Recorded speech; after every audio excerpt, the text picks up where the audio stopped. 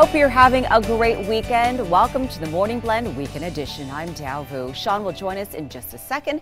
Coming up today on the Morning Blend, Love the Blues. The passion comes alive thanks to local musician Junior Brantley. He's hitting our stage for a special performance. First up, prepare to cool down fast for a good cause. More than likely you did the Ice Bucket Challenge last year, and now the viral hit is back. Sean has more on the campaign.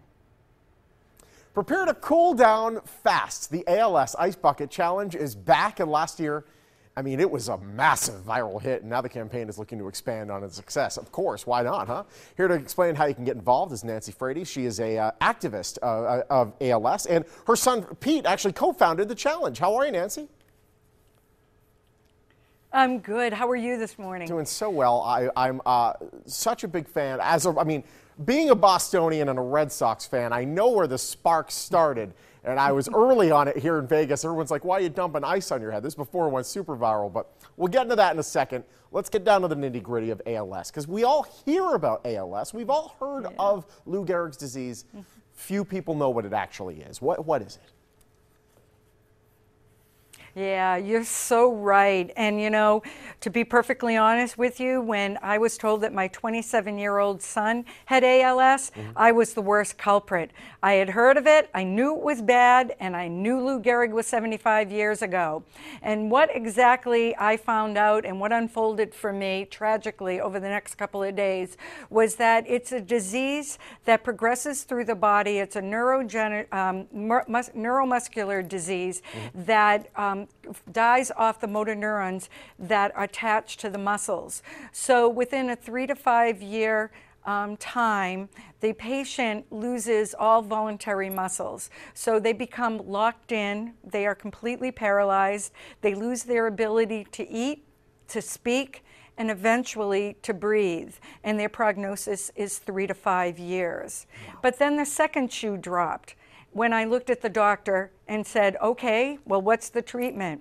And then I was told there's no treatment and there's no cure. So this situation, our family found to be completely unacceptable. Yeah. And as you so rightly mentioned, most people didn't really understand what the day-to-day of ALS was. Yeah, it can be an incredible challenge. And so you and Pete, you're all sitting around and saying, let's do something. And you come up with this Ice Bucket Challenge, which, let's face it, maybe it will go to a couple hundred of your friends on Facebook or something. This got away from you so fast. How did this, tell us how it felt for you guys to see this kind of take off. Yeah, it was crazy. So in the 2.5 years prior to the Ice Bucket Challenge, and of course, you being a Bostonian, my son went to Boston College. We're a pretty tight community out here. Yeah, and so Pete had garnered quite the support in the Boston area and through the Boston College community. And of course, he was, captain of the baseball team there. So, and he still had stayed in touch with many friends and had played baseball all over the world. And all these people had come and stood by our side and had been supporting us. So when Pete and his friend Pat Quinn saw the Ice Bucket Challenge come across their news feed for different organizations, they decided to get really strategic and purposeful and said, we're going to make this happen.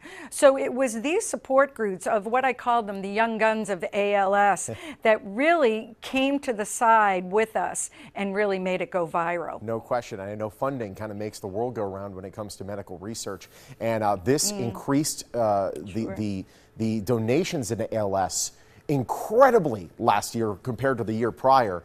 So how are we going to help ALS this year? Well, last year we raised $220 million worldwide. And that's just, it's incredible. But in the world of medical research, in the world of bringing it from bench to bedside, that's just the tip of the iceberg. So we're so grateful for everybody that helped us and did the ALS Ice Bucket Challenge last year. And what we're saying this year is, please join us and please stay with us in this fight. We're going to stay in this fight until we get to the finish line. And it's funny because a lot of people would say to us, are you going to bring it back? when are you going to bring it back? And most importantly, why are you going to bring it back?